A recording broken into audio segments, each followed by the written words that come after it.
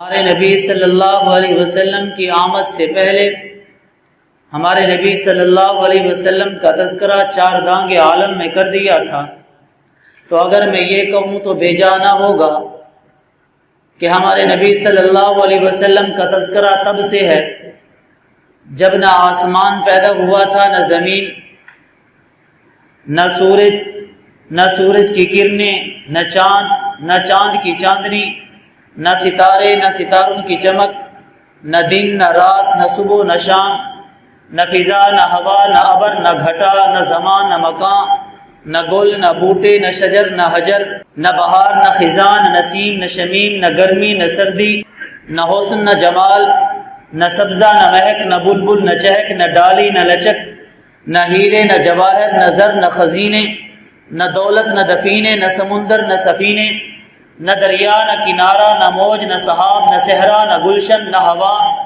نہ پانی، نہ خاک نہ آگ، نہ جنگل نہ پہاڑ، نہ طفلی نہ شباب،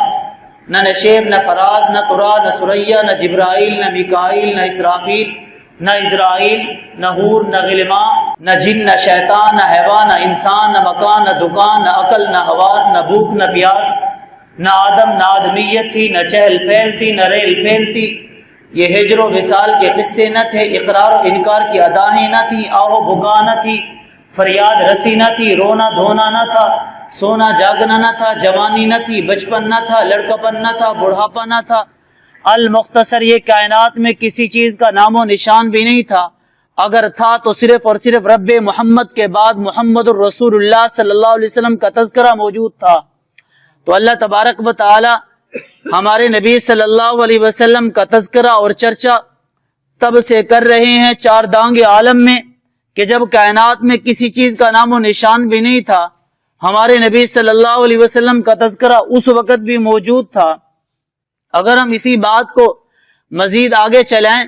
تو ہمارے نبی صلی اللہ علیہ وسلم کی آمد سے پہلے، ہمارے نبی صلی اللہ علیہ وسلم کی دنیا میں تشریف آوری سے پہلے اللہ تبارک و تعالی نے جتنے انبیاء کرام کو دنیا کے اندر بھیجا، وہ تمام انبیاء اپنے اپنے انداز میں، اپنے اپنے الفاظ میں ہمارے نبی صلی اللہ علیہ وسلم کے متعلق پیشن گویاں دیتے چلے گئے اور بشارتیں دیتے چلے گئے، اور اپنی قوم اور امت کو اس بات کی تائید کرتے چلے گئے کہ بھی نبی آخر الزمان محمد الرسول اللہ صلی اللہ علیہ وسلم نے آنا ہے، وہ نبی جو نبیوں کے سردار ہوں گے۔ اگر تمہاری عمر اتنی لمبی ہو جائے، تم اس کا زمانہ پالو، تو تم ایمان لانا، اس پر اس کی تائید کرنا، اس کا کلمہ پڑھنا اور ہمارا سلام بھی پیش کرنا۔ اس طرح کے 20 واقعات کتابوں کے اندر لکھے ہوئے ہیں کہ ہمارے نبی صلی اللہ علیہ وسلم کی آمد سے پہلے پوری کائنات کے اندر ہمارے نبی صلی اللہ علیہ وسلم کی شہرت اور تعارف اور تذکرہ تھا۔ ہم ان باتوں سے ہٹ کر وہ بات میں آپ کے سامنے رکھتا ہوں جو رب کائنات نے از خود میرے نبی صلی اللہ علیہ وسلم کا تذکرہ نبی کریم صلی اللہ علیہ وسلم کی آمد سے پہلے کیا، آسمان و زمین کو متوجہ کر کے خالق کائنات ہمارے نبی کا، ہمارے نبی صلی اللہ علیہ وسلم کی آمد کا اظہار اور ہمارے نبی صلی اللہ علیہ وسلم کی صفات بیان کرتے ہیں۔ حدیث قدسی ہے، حدیث قدسی کہتے ہیں رب کی بات کو، حدیث نبوی کہتے ہیں نبی صلی اللہ علیہ وسلم کی بات کو۔ تو حدیث قدسی ہے جس میں اللہ تبارک و تعالی آسمان کو مخاطب کر کے ارشاد فرماتے ہیں، یا سماء انصتی، اے آسمان خاموش ہو جا، ویا ارض اسمعی، اور اے زمین تو بھی میری بات ہماتن متوجہ ہو کے سن، اے زمین تو بھی میری بات سن، متوجہ ہو جا۔ ان اللہ یرید ان یدبر امرا، بے شک اللہ تعالی ایک معاملے کی تدبیر کا ارادہ کرتے ہیں، ویقضی شانا، اور وہ ذات جس معاملے کی تدبیر کا ارادہ کرتی ہے اس کو پایا تکمیل تک بھی پہنچاتی ہے۔ یرید ان یبعث نبیا من الامیین، اللہ تبارک و تعالی یہ چاہتے ہیں کہ ان پڑھوں کے اندر، امیین کے اندر ایک نبی کو بھیجیں۔ اللہ تبارک و تعالی یہ چاہتے ہیں امیین میں نبی کو بھیجیں۔ اچھا، وہ جس نبی کو بھیجیں گے اس نبی کی صفات کیسے ہوں گی؟ اللہ تعالیٰ میرے نبی کے آنے سے پہلے میرے نبی کی صفات بیان کرتے ہوئے ارشاد فرماتے ہیں وہ ایسا نبی ہوگا کہ لا یقول الخنا، کہ وہ فضول گویائی کرنے والا نہیں ہوگا، فضول گپ شپ کرنے والا نہیں ہوگا، فضول باتیں کرنے والا نہیں ہوگا، بلکہ وہ ایسا نبی ہوگا کہ اگر لو یمر علی جنب السراج، اگر وہ جلتے ہوئے چراغ کے پاس سے گزرے گا، اتنا آرام سے گزرے گا کہ اس کے گزرنے کی وجہ سے لم یطف من سکینتہ، اس کے اطمینان اور وقار کی وجہ سے چراغ بھی نہیں بجھے گا، وہ ایسا نبی ہوگا۔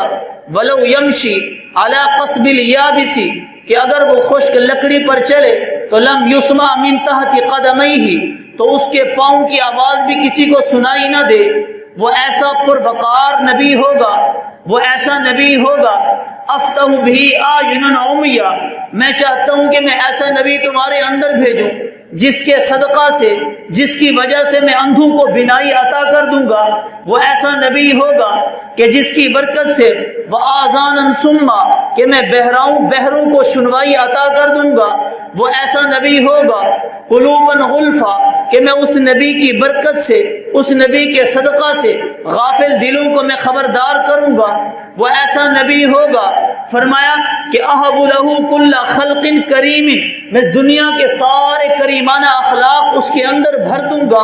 وہ ایسا نبی ہوگا۔ وَأُسَدِّدُهُ بِكُلِّ أَمْرٍ جَمِيلٍ، کہ میں ہر اچھے کام میں اس کی رہنمائی کروں گا، وہ ایسا نبی ہوگا۔ اجعل السکینۃ لباسہ، سکون، اطمینان، وقار کو میں اس کا لباس بنا دوں گا۔ والبر شعارہ، اور نیکی کو میں اس کی علامت بنا دوں گا۔ والتقوی ضمیرہ، اور تقوی کو میں اس کا رازدان بنا دوں گا، وہ ایسا نبی ہوگا۔ والحکمت منطقہ، اور دانائی کو، حکمت کو میں اس کا بول بنا دوں گا۔ والہدی امامہ، ہدایت کو میں اس کا امام بنا دوں گا۔ والعدل سیرتہ، اور عدل کو میں اس کی سیرت بنا دوں گا۔ والاسلام ملتہ، وہ ایسا ہوگا کہ اس کے مذہب، اس کے دین، اس کی ملت کا نام میں اسلام رکھ دوں گا۔ واحمد اسمہ، اور اس کا نام میں احمد رکھوں گا، وہ ایسا نبی ہوگا۔ والصدق والوفاء طبیعتہ،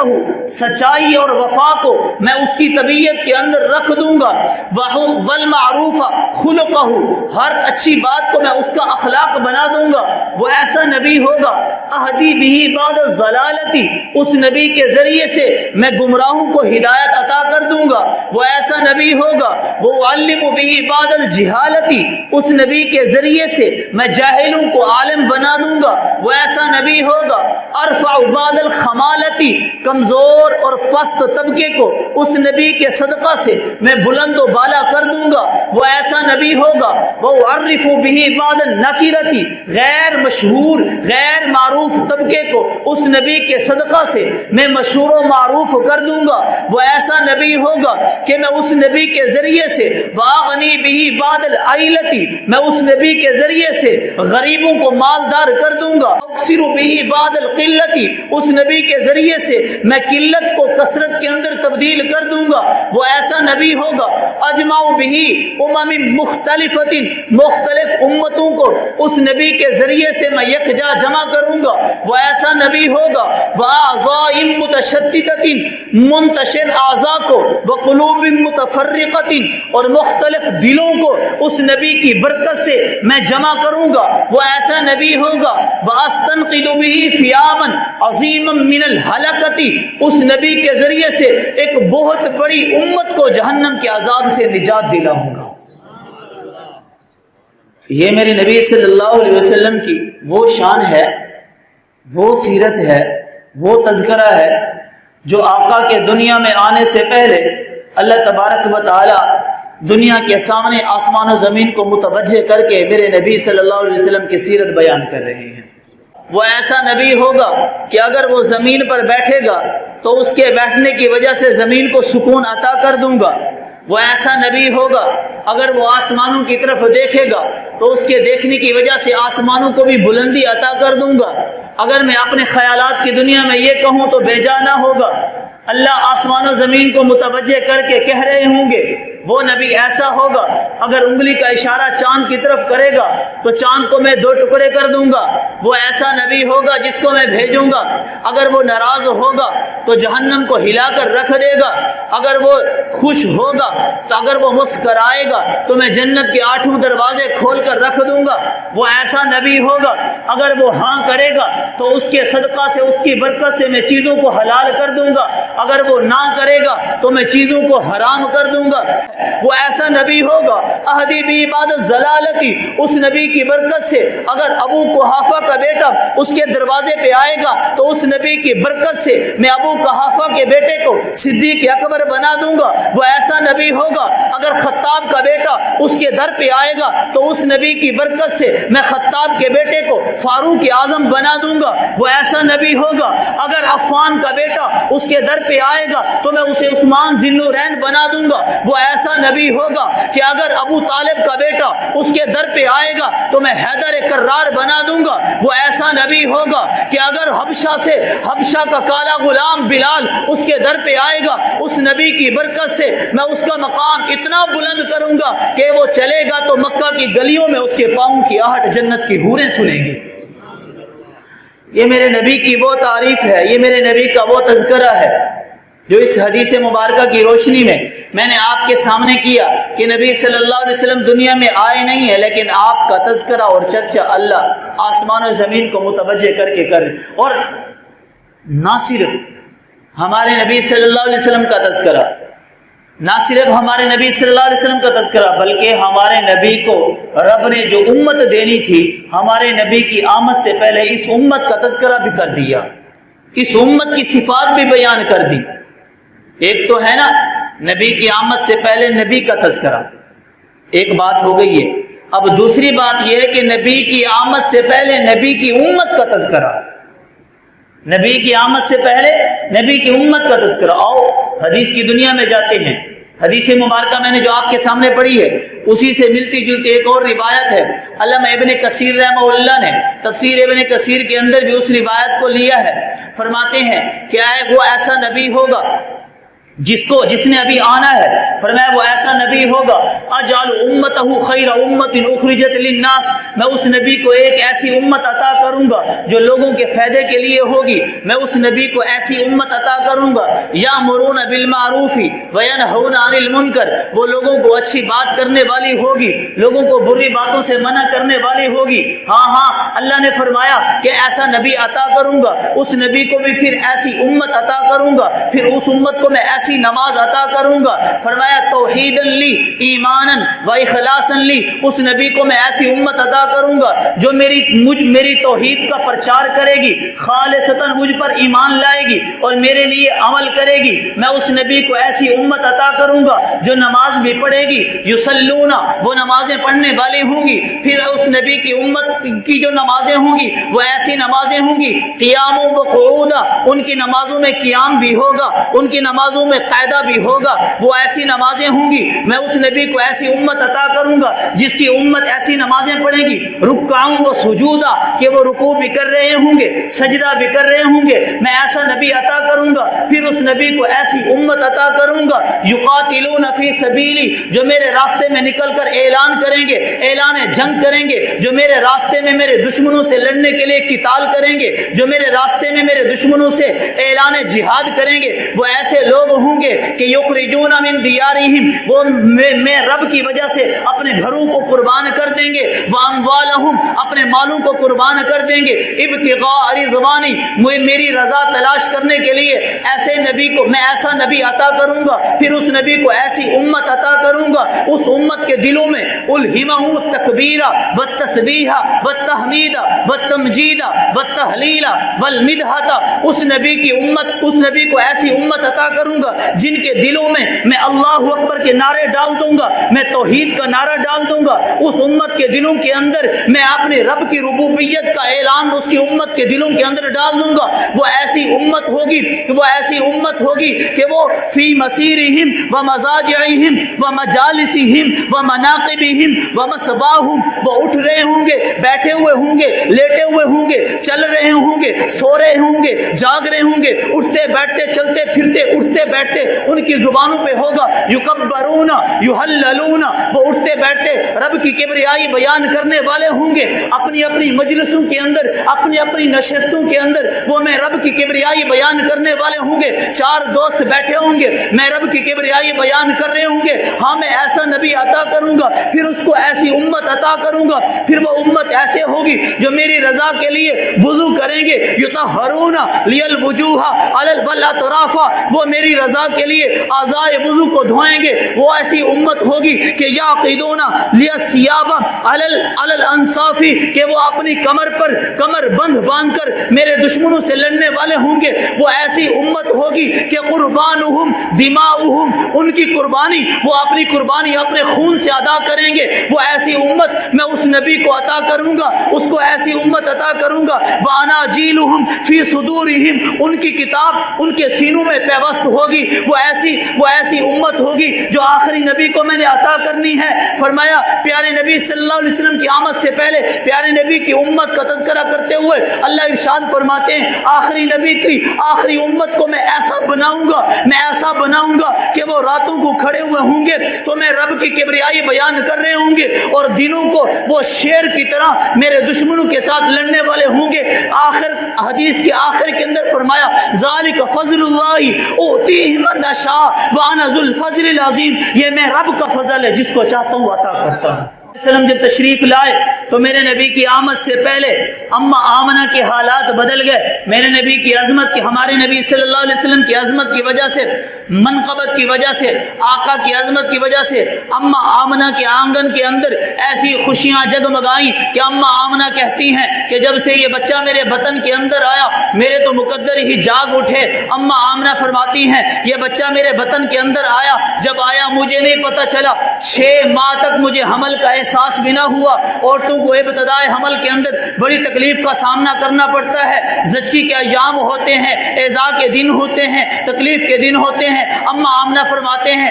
یہ شہنشاہ دو جہاں جب اللہ نے بطور امانت اس کو میرے پیٹ کے اندر رکھا، اس کی برکت کی وجہ سے مجھے کوئی تکلیف نہ ہوئی، حتیٰ کہ مکہ کے نوکدار پتھروں پر جب مکہ کے میں سخت راستوں کے اوپر چلتی تھی تو اس مہمان کی برکت سے وہ نوکدار پتھر میرے پاؤں کے نیچے آنے کی وجہ سے موم بن جاتے تھے۔ اما آمنہ فرماتی ہیں دیہات کا دور تھا، ہم عورتیں کنووں پر پانی بھرنے کے لیے جاتی تھی، میں بھی جاتی، میرے ساتھ سہیلیاں بھی جاتی، سہیلیاں بڑی بڑی دیر تک کنویں سے پانی نکالتی رہتی تھی، بڑی بڑی مشقت سے پانی نکالتی۔ اما آمنہ فرماتی ہیں اس مہمان کی برکت کی وجہ سے جب میری باری آتی میں ڈول ڈالنا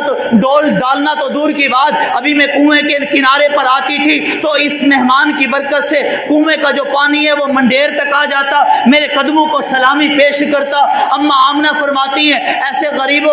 عجیب و غریب واقعات میں نے اپنی سہیلیوں کے ساتھ بیان کیے۔ میری سہیلیوں نے کہا آمنہ ان دنوں کے اندر جنات کا اثر ہوتا ہے، سحر کا اثر ہوتا ہے، آسیب کا اثر ہوتا ہے، جادو کا بھی اثر ہو سکتا ہے، تو کوئی ٹوٹکا کر دے، کسی بابے کے پاس جا اپنا علاج کرا، ورنہ تیرے حمل کو خطرہ ہو سکتا ہے، تیرے بچے کو خطرہ ہو سکتا ہے۔ اما آمنہ کہتی ہیں سہیلیوں کی باتوں میں آ کر میں بھی چلی گئی اور لوگوں کے پاس، اور ایک بابا جی نے مجھے ایک کڑا دیا، کہا آمنہ یہ کڑے کو اپنے گلے کے اندر ڈال دے، اس کی وجہ سے تجھے خواب نظر نہیں آئیں گے، اس کی وجہ سے تجھے پریشانی نہیں ہوگی۔ اما آمنہ فرماتی ہیں وہ کڑا ڈال کر میں پہلی رات سوئی ہوئی تھی کہ ایک نورانی شکل و صورت والا بابا خواب کے اندر آتا ہے، شہادت کی انگلی کا اشارہ کرتا ہے، وہ کڑا ٹوٹ جاتا ہے۔ اما آمنہ فرماتی ہیں میں گھبرا اٹھی، میں نے کہا بابا جی یہ کیا کیا؟ یہ تو میرا علاج تھا، یہ تو میرے حمل کی حفاظت کے لیے تھا، یہ تو میرے بچے کی حفاظت کے لیے تھا۔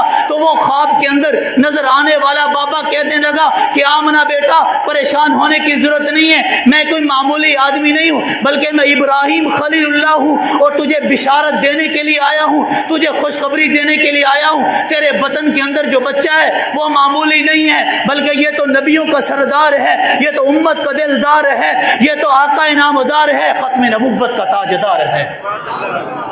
آمنہ تو کیوں فکر کرتی ہے؟ تو یہ وہم پرستی میں کیوں مبتلا ہو گئی؟ یہ بچہ تو آئے گا، جب دنیا کے اندر آئے گا یہ تو شرک کی کڑوں کو توڑنے والا ہوگا، یہ تو دنیا میں آئے گا بدعات رسومات خرافات کے کڑوں کو توڑنے کے لیے آئے گا۔ آمنہ یہ کوئی معمولی بچہ نہیں ہے، یہ جب دنیا کے اندر آئے گا اس کا نام ہوگا، جب یہ بچہ دنیا کے اندر آئے گا تو اس کا ایک مقام ہوگا، تب کفر کا منہ کالا ہوگا، سچ کا اجالا ہوگا، اور تیرا بیٹا سب سے اعلیٰ ہوگا۔ اما آمنہ فرماتی ہیں مجھے سہیلیاں تانے دیتی تھی، کہتی تھی کہ دیکھو آمنہ کی حالت تو دیکھو، ایک طرف تو بیوہ ہے اور دوسری طرف حمل سے ہے اور خوشبو استعمال کرتی ہے۔ دیکھو آمنہ عجیب ہے کہ ان دنوں کے اندر تو خوشبو استعمال نہیں کرنی چاہیے۔ اما آمنہ فرماتی ہیں کانوں میں بات آتی میرے سسر جناب عبد المطلب تک بات آ گئی، میری ساس تک بات آ گئی، لوگوں نے کہا عبد المطلب کو کہ اپنی بہو کو روکو کہ ان دنوں میں خوشبو استعمال نہ کرے۔ یہ خوشبو کیوں استعمال کرتی ہے؟ خوشبو نہیں استعمال کرنی چاہیے۔ تو بابا عبد المطلب کہتے ہیں کہ آج کل جو ہے نا آمنہ کی شخصیت میں ایسا جلال مجھے نظر آتا ہے کہ مجھے جرت اور ہمت نہیں ہوتی کہ میں آمنہ سے بات کر سکوں۔ بابا عبد المطلب کہتے ہیں مجھ میں ہمت نہیں کہ میں آمنہ سے کوئی بات کروں، اور نبی کریم صلی اللہ علیہ وسلم کی دادی کو اما آمنہ کی ساس کو کہا کہ تو خود ہی بات کر، تو کہنے لگی نہیں میں بھی عجیب و غریب آمنہ کے چہرے میں ایک قسم کا جلال دیکھتی ہوں کہ مجھ میں ہمت نہیں کہ میں آمنہ کو روکوں ٹوکوں اور پوچھوں۔ تو بابا عبد المطلب ہمت کر کے خود ہی پوچھتے ہیں، کہتے ہیں کہ بیٹا لوگ تانے دیتے ہیں، اعتراض کرتے ہیں، سوال اٹھاتے ہیں، انگلی کرتے ہیں، تنقید کرتے ہیں، کہتے ہیں کہ دیکھو عبد المطلب کی بہو ان دنوں میں خوشبو استعمال کرتی ہے۔ جب اما آمنہ نے یہ بات سنی، اما آمنہ نے کہا بابا جی آپ خوشبو استعمال کرنے کی بات کرتے ہیں، ابا جی آپ خوشبو کی بات کرتے ہیں، میں نے تو مکہ کا بازار بھی نہیں دیکھا، میں نے تو مدینہ کا بازار بھی نہیں دیکھا، میں کہاں بازار سے خوشبو لاتی اور کہاں میں خرید کر استعمال کرتی، نہ تو میں اپنے کپڑوں کو خوشبو لگاتی ہوں، نہ تو میں اپنی جسموں کو خوشبو لگاتی ہوں۔ آپ اگر مجھ سے پوچھیں تو میں آپ کو بتاؤں ان دنوں کے اندر ایسی عجیب و غریب واقعات میرے ساتھ پیش آتے ہیں کہ اگر میں بیت اللہ کی دیواروں کے سائے سے گزرتی ہوں تو بیت اللہ کی دیواریں مجھے سلامی پیش کرتی ہیں، اگر میں آسمانوں کی طرف دیکھتی ہوں تو آسمان کا سورج بھی میرا ادب کرتا ہے، اگر میں چاند کی طرف دیکھتی ہوں تو چاند بھی سلامی پیش کرتا ہے، اگر میں درختوں کے پاس سے گزرتی ہوں تو وہ جھک کر درختوں کی ٹہنیاں میری تعظیم کرتی ہیں اور مجھے سلامی پیش کرتی ہیں۔ ابا بہت سارے واقعات ہیں، ابا جی بہت ساری باتیں ہیں، میں مختصر کیے دیتی ہوں کہ بات یہ ہے جیسے جیسے میری سہاگ کی نشانی کے ولادت کے دن قریب آتے چلے جا رہے ہیں، واقعات بھی بڑھتے چلے جا رہے ہیں، حتیٰ کہ اب زمین کے جس ٹکڑے پر زمین کے جس ذرے پر میں تھوکتی ہوں تو رب تعالیٰ میری تھوک سے بھی خوشبو کی لپٹیں جاری کر دیتے ہیں۔ جسم اور کپڑوں سے خوشبو آنا تو بہت دور کی بات ہے، حتیٰ کہ میں زمین کے جس ذرے پر میں تھوکتی ہوں تو میری تھوک سے